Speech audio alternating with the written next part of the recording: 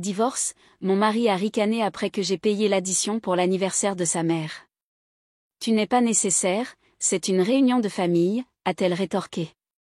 J'ai souri et suis partie en silence. Ils étaient loin de se douter que tout cela était un piège. Je m'appelle Sienna, une femme de 32 ans qui croyait autrefois aux contes de fées. Il y a 3 ans, ma vie a pris une tournure inattendue lorsque j'ai rencontré Grant, l'homme qui allait devenir mon mari. Voici notre histoire, un voyage d'amour, de confiance et de trahison, sur fond d'un mariage apparemment parfait.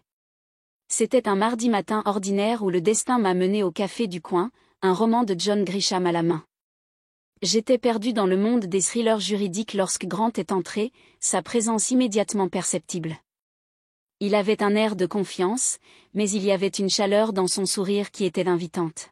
« Et, c'est le dernier Grisham » a-t-il demandé en hochant la tête vers mon livre. Sa voix était amicale, teintée d'une curiosité sincère.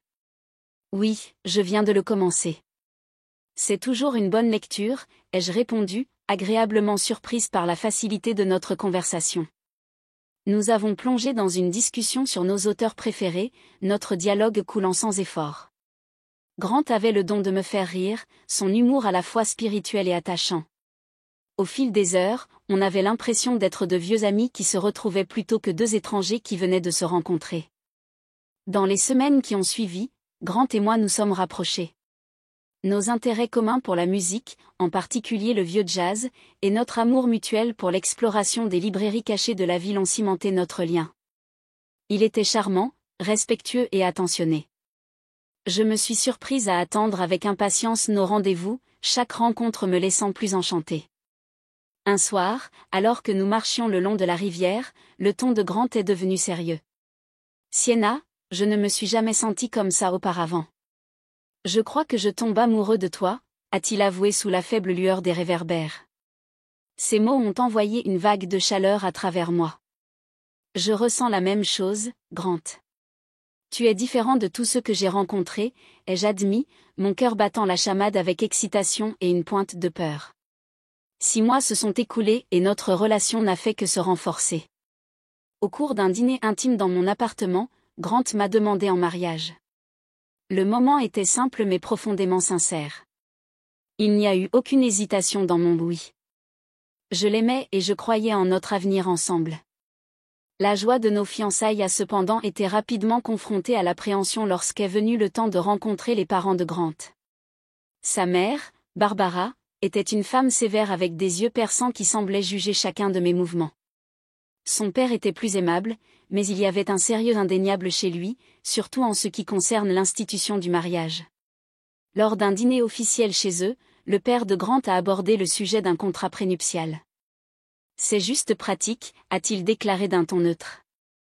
La demande m'a prise au dépourvu, mais étant donné mon expérience passée avec un ex-petit ami infidèle, j'ai compris la nécessité. « J'accepte, mais j'ai une condition », ai-je dit en stabilisant ma voix. Si l'un de nous trompe l'autre, le trompeur doit 100 000 $ à l'autre. L'expression de Grant était un mélange de surprise et de respect. « Je te le promets, Sienna, je ne te tromperai jamais », a-t-il dit sérieusement. Je voulais le croire, avoir confiance que cette fois, mon cœur était en sécurité. Notre mariage a été une belle cérémonie, remplie de rires, de danses et de promesses d'éternité. La première année de notre mariage a été comme un rêve. Nous avons voyagé vers des destinations romantiques, profité de soirées tranquilles à la maison et soutenu les ambitions de l'autre. Grant n'était pas seulement mon mari, il était mon meilleur ami, mon confident. Après le tourbillon de notre mariage, Grant et moi nous sommes installés dans la vie conjugale avec une aisance qui m'a même surprise. Notre lune de miel à Paris a été un rêve. En nous promenant le long de la Seine, nous étions 2 tourtereaux perdus dans la ville de l'amour. « Tu peux croire qu'on est ici ?» ai-je demandé à Grant un soir alors que nous regardions la tour Eiffel s'illuminer. Il m'a serré dans ses bras et a dit, « Avec toi, je peux tout croire. » Ce n'est que le début pour nous, Sienna. Ces journées étaient remplies de rires, de dîners romantiques et de promesses d'avenir ensemble. Nous sommes rentrés à la maison avec une valise pleine de souvenirs et un lien qui semblait incassable. De retour à la maison, nos journées ont trouvé une routine confortable. Grant m'embrassait au revoir chaque matin avant de partir travailler et je l'attendais avec le dîner à son retour. Nous parlions de tout et de rien, nos conversations s'étirant tard dans la nuit. Un soir, alors que nous nettoyions après le dîner, Grant a dit, « Tu sais, je n'aurais jamais pensé être aussi heureux en faisant des choses banales comme faire la vaisselle. » J'ai éclaboussé de l'eau sur lui en jouant, « C'est parce que tu as une femme extraordinaire. Tout est une question de bonne compagnie. » Il a ri en attrapant l'eau dans ses mains. Absolument la meilleure décision de ma vie, t'épouser. Malgré notre bonheur, la pression de l'extérieur se faisait sentir, l'attente de fonder une famille. Lors des réunions de famille, la mère de Grant, Barbara, laissait souvent tomber des allusions pas si subtiles.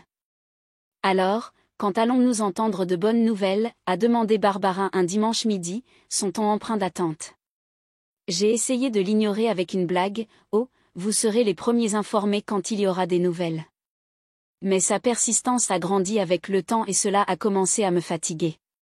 Grant a remarqué mon malaise, mais m'a rassuré, « Ne laisse pas ma mère t'éteindre. Nous fonderons une famille quand nous serons prêts, pas une minute plus tôt. » Malgré ces pressions, notre première année de mariage a été magique. Nous avons célébré notre premier anniversaire avec un dîner tranquille à la maison. Grant m'a surprise avec un collier que j'avais admiré des mois auparavant. Joyeux anniversaire, Sienna. À de nombreuses années de bonheur, a-t-il dit, ses yeux brillants d'amour. J'ai senti des larmes me piquer les yeux lorsque j'ai dit, merci, Grant. Je n'aurais pas pu rêver d'un meilleur partenaire dans la vie. Cette nuit-là, alors que nous nous câlinions sur le canapé, je ne pouvais m'empêcher de me sentir incroyablement chanceuse. J'avais un mari qui m'aimait, une maison confortable et un avenir qui semblait prometteur. Alors que notre deuxième année de mariage commençait, la pression de la famille de Grant, en particulier de sa mère Barbara, a commencé à me peser. Il ne s'agissait plus seulement de fonder une famille, ces critiques s'infiltraient dans tous les aspects de notre vie. Barbara avait le don de faire connaître sa désapprobation, souvent sous le couvert de commentaires utiles. Chaque visite devenait un cauchemar pour moi. Un après-midi, alors que je mettais la table pour le déjeuner, elle est entrée dans la cuisine et a regardé le repas avec un froncement de sourcils désapprobateur. « C'est ce que tu sers ? Un peu simple, tu ne trouves pas ?» a remarqué Barbara, son ton dégoulinant de dédain. J'ai serré les dents pour garder mon calme. Je pensais que nous apprécierions quelque chose de léger aujourd'hui. Elle a reniflé en marmonnant dans sa barbe des propos sur les repas appropriés et le bon entretien ménager. Ses commentaires ne se limitaient pas à ma cuisine. Elle trouvait à redire à tout ce que je faisais, de la façon dont je décorais la maison à la façon dont je passais mon temps libre. Rien n'était interdit. Un soir, alors que Grant et moi nous détendions dans le salon, Barbara a décidé de donner son opinion non sollicitée. « Tu sais, Sienna, si Grant me donnait l'argent qu'il dépense pour toi, je pourrais engager une femme de ménage et une cuisinière comme il faut. » Grant avait l'air mal à l'aise, mais n'a rien dit. Son silence a été ressenti comme une trahison. Je bouillais, mais j'ai réussi à dire, « Eh bien, Barbara, je fais de mon mieux. » Ce qui m'a le plus blessé, c'est la façon dont l'attitude de Grant a commencé à changer. Il a commencé à faire écho aux critiques de sa mère, quoique de manière plus subtile. Après l'une des visites de Barbara, Grant a mentionné avec désinvolture, « Maman a peut-être raison à propos de la maison. Peut-être devrions-nous envisager de demander de l'aide. » J'ai ressenti une pointe de douleur et de frustration. « Alors tu penses que je ne peux pas gérer ça non plus ? » Non, ce n'est pas ce que je voulais dire. Il a fait marche arrière, mais le mal était fait. Les critiques constantes et le détachement croissant de Grant mettaient à rude épreuve notre mariage. Nous avons commencé à nous disputer pour des choses insignifiantes, nos conversations autrefois faciles se transformant en échanges tendus. Après une dispute particulièrement houleuse, je me suis surprise à me demander à voix haute, « Que nous est-il arrivé, Grant ? » Nous faisions équipe autrefois. Il a passé une main dans ses cheveux, l'air frustré. « Je ne sais pas, Sienna. C'est juste que tout semble si compliqué maintenant. Je me suis couchée ce soir-là en me sentant seule et incomprise. Les commentaires insidieux de Barbara avaient non seulement envahi ma maison, mais s'insinuaient également dans mon mariage, me laissant me demander si l'amour que Grant et moi partagions était assez fort pour résister à ce barrage constant de négativité. Alors que la 3e année de notre mariage commençait, un sentiment de malaise s'installait dans mon cœur. La flamme autrefois brillante de notre amour semblait vaciller sous l'ombre du doute et de la méfiance. Cela a commencé par un appel téléphonique, ou plutôt plusieurs. Un nom n'arrêtait pas d'apparaître sur le téléphone de Grant, Millie. Je ne pouvais m'empêcher de remarquer comment le comportement de Grant changeait chaque fois que ce nom s'affichait à l'écran. Un soir, alors que nous regardions la télévision, son téléphone a sonné à nouveau. Millie. L'écran a clignoté. Grant l'a rapidement mis en sourdine et a rangé le téléphone, mais pas avant que je ne voie le regard nerveux qu'il m'a lancé. « Qui est Millie ?» ai-je demandé en essayant de paraître décontracté, mais mon cœur battait la chamade. « Oh, juste une nouvelle collègue de travail. »« Personne d'important », a répondu Grant, mais sa voix était trop nonchalante, sa réponse trop répétée. Le comportement de Grant a commencé à changer. Il a commencé à rentrer tard du travail, ses excuses étant minces et incohérentes. Sa garde-robe a également subi une transformation, passant de décontracté à des costumes impeccablement taillés. « Tu travailles encore tard ?» ai-je demandé un soir alors qu'il se préparait à partir, remarquant son apparence soignée. « Ouais, un gros projet ?» a-t-il dit sans me regarder dans les yeux. « Ne m'attends pas. » Un jour, ma frustration a débordé. Alors que Grant était sur le point de partir pour une autre nuit tardive au travail, je l'ai confronté. « Ce n'est pas toi, Grant. »« Que se passe-t-il vraiment ?» ai-je demandé, ma voix tremblant d'un mélange de colère et de peur. Grant a soupiré, son expression un mélange de culpabilité et d'agacement. « Je t'ai dit que c'était juste du travail. Pourquoi ne peux-tu pas me faire confiance ? Parce que tu caches quelque chose. Tu n'es jamais là et quand tu le es, c'est comme si tu étais à des millions de kilomètres. » J'ai répliqué, les yeux piquants de larmes. Grant n'a pas répondu. Il a juste attrapé son manteau et est parti, me laissant là, plus seul que jamais. Cette nuit-là, allongé dans notre lit vide, j'ai pris une décision. Je ne pouvais pas vivre dans ces limbes de doute et de suspicion. J'avais besoin de connaître la vérité, quoi qu'elle révèle sur l'homme que je pensais connaître. Le lendemain matin, j'ai appelé un détective privé. J'avais l'impression de trahir, mais l'inquiétude et l'incertitude constante me rongeaient. J'avais besoin de réponses et j'étais déterminé à les obtenir, quoi qu'elles révèlent sur l'homme que je pensais connaître. Les jours qui ont suivi le contact avec le détective privé ont été un flou d'anxiété et d'anticipation. J'avais l'impression de marcher sur une corde raide, essayant de maintenir un semblant de normalité alors que mon monde s'effondrait silencieusement autour de moi. Puis l'appel est arrivé, et avec lui l'anéantissement de mes derniers espoirs. « Madame Fenton, nous avons des preuves concluantes. J'ai bien peur que vos soupçons soient corrects. » La voix du détective était solennelle, lourde du poids de la nouvelle qu'il annonçait. Il a expliqué que Grant avait une liaison. La mystérieuse Millie sur son téléphone était en fait une femme. Mon cœur s'est effondré lorsqu'il a détaillé leur rencontre, fournissant des dates et des photos. C'était irréfutable. Je suis restée assise là, téléphone à la main, ressentant un mélange de dévastation et de justification. Mes pires craintes n'étaient plus seulement des craintes, elles étaient des faits concrets et froids. Malgré la douleur, j'ai décidé de ne pas confronter Grant immédiatement. J'avais besoin de plus que la preuve de son infidélité. J'avais besoin de comprendre toute l'étendue de sa tromperie. Un soir, alors que je passais devant son bureau à domicile, j'ai surpris une conversation qui m'a glacé jusqu'aux os. Grant parlait à sa mère, Barbara. « Maman, je prévois d'en finir avec Sienna après ton anniversaire. » La voix de Grant était froide, dénuée de toute l'affection qu'il avait autrefois pour moi. « Oh, c'est sage, mon chéri. Assure-toi qu'elle me fasse un beau cadeau pour mes 65 ans avant de lâcher la bombe, » a répondu Barbara, sa voix empreinte d'une froideur qui m'a coupé le souffle. Je me suis appuyée contre le mur, nauséeuse. Non seulement mon mari était infidèle, mais lui et sa mère complotaient contre moi, attendant de m'utiliser pour un dernier cadeau coûteux avant de me jeter. Animée par un mélange de colère et de détermination, j'ai décidé de jouer le jeu. J'ai continué comme si de rien n'était, tout en rassemblant secrètement plus de preuves de l'infidélité de Grant. Le détective m'a fourni tout ce dont j'avais besoin, photos, vidéos et même enregistrements audio. Je constituais mon dossier, me préparant au moment où je riposterais. Chaque soir, allongé dans mon lit à côté de l'homme qui m'avait trahi, un plan commençait à se former dans mon esprit. J'attendrais après l'anniversaire de Barbara. Je leur donnerais l'illusion de la victoire, je les laisserais penser qu'ils m'avaient dupé. Mais quand ils s'y attendraient le moins, je révélerais tout et renverserais la situation. À l'approche du 65e anniversaire de Barbara, j'ai mis un masque d'ignorance, faisant comme si tout était normal. À l'intérieur, j'étais un chaudron d'émotions, colère, trahison et une détermination farouche à mener mon plan à bien. Quelques jours avant l'anniversaire, Barbara a mentionné avec désinvolture sa prochaine fête lors d'un dîner de famille.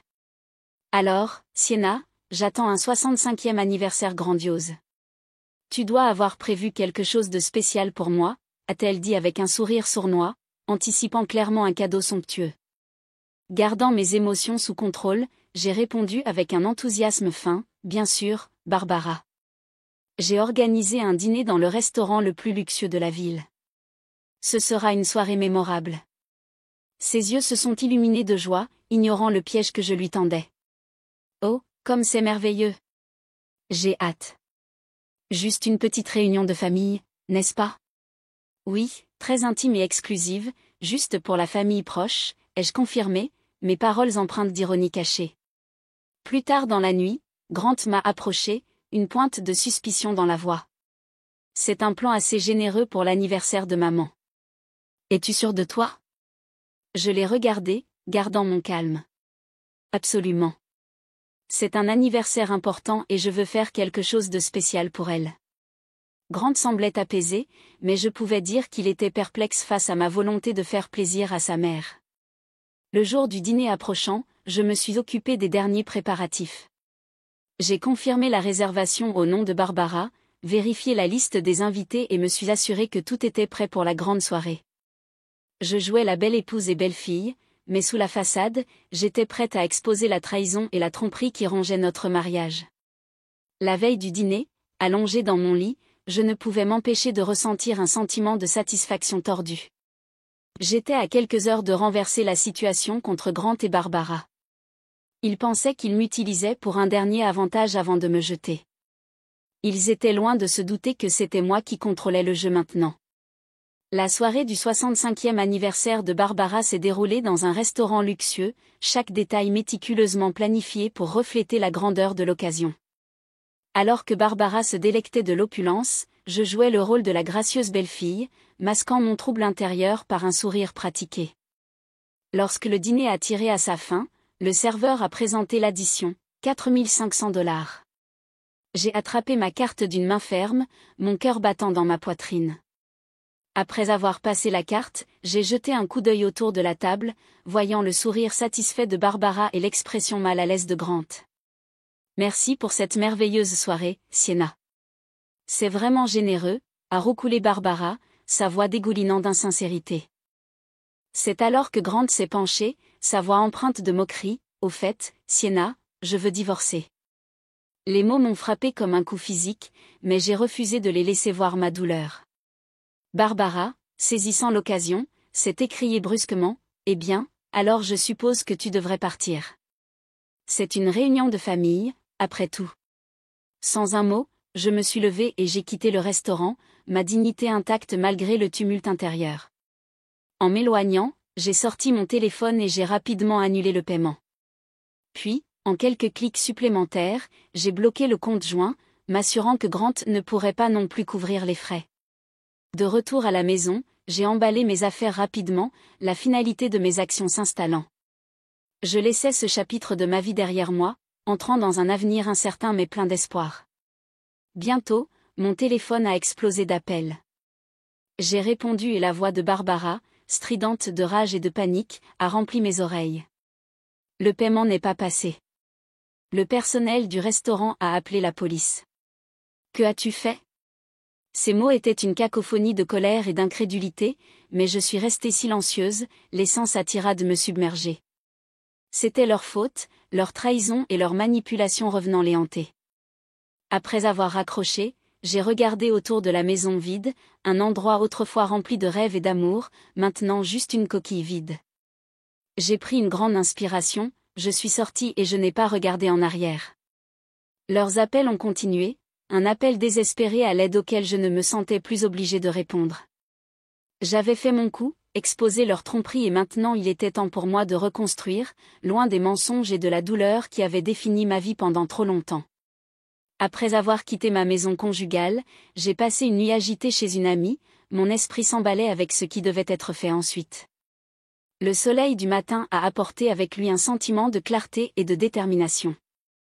Il était temps pour la confrontation finale. Je suis arrivée à la maison pour trouver Grant et Barbara qui attendaient, leur visage un mélange de colère et de confusion. Serrant les papiers du divorce et les preuves de l'infidélité de Grant, je me suis préparée pour la bataille à venir. Barbara a été la première à rompre le silence, sa voix dégoulinant de mépris. « Alors, tu es revenu en rampant après nous avoir humiliés comme ça ?» J'ai soutenu son regard sans broncher. « Je ne suis pas ici pour ramper. Je suis ici pour un divorce. » Grant, qui avait annoncé notre divorce la veille, a soudainement essayé de tout récupérer. « Sienna, ne pouvons-nous pas en parler ? » C'était une erreur. Je l'ai coupé, brandissant les preuves. « Épargne-moi ça, Grant. Ton erreur était continue et bien documentée. » Barbara a ricané, essayant de reprendre le contrôle. « Tu penses que tu peux simplement t'en aller et nous laisser sans rien ? Tu n'es rien sans nous. » J'ai posé les papiers du divorce sur la table. « En fait, c'est toi qui vas me laisser quelque chose. Selon notre contrat prénuptial, Grant me doit 100 000 $ pour son infidélité. » Le visage de Grant est devenu pâle et les yeux de Barbara se sont agrandis sous le choc alors qu'il se démenait pour répondre. J'ai senti un poids se soulever de mes épaules. C'était ça, la fin des mensonges, de la tromperie et de la douleur. Vous pouvez essayer de combattre cela, mais les preuves sont claires. Je vous suggère de payer et de passer à autre chose, ai-je dit, ma voix ferme. Grant avait l'air vaincu et Barbara était sans voix, sa bravade habituelle disparue. Sans plus un mot, je me suis retournée et suis sortie de la maison, la porte se refermant derrière moi avec une finalité qui ressemblait à la liberté. Les appels et les supplications qui ont suivi sont tombés dans l'oreille d'un sourd. J'avais clos ce chapitre de ma vie pour de bon. Finalement, ils ont payé. Grant a dû emprunter à ses parents, mais je me fichais d'où venait l'argent. C'était une petite compensation pour la trahison, mais plus important encore, c'était une conclusion. Assise dans le bureau de l'avocat, signant les derniers papiers, j'ai ressenti un sentiment de paix. Le voyage avait été douloureux, plein de trahison et de chagrin, mais j'en étais sortie plus forte, plus résistante. Je suis sortie au soleil, une femme libre, prête à recommencer. L'avenir était incertain, mais il m'appartenait de le façonner. Après toute l'obscurité, j'avais enfin l'impression d'entrer dans la lumière.